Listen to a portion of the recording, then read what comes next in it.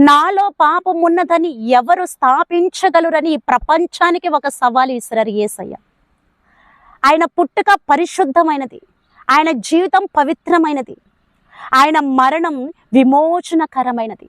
ఆయనలో పాపం లేదు, కపటం లేదు, మరణానికి హేతువైన కారణం ఏదీ లేదు.